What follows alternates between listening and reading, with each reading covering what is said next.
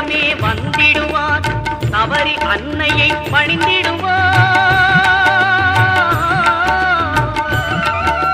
பரமத்தியாரில் கன்னிமார்களும் கரத்தினை போட்டு வணங்கிடுவான், சபரிமலையினரை நெருங்கிடுவான். 18 படி மீது ஏறிடுவான், கதி என்று அவனை சரணடைவான். அறிமுகம் கண்டே மயங்கி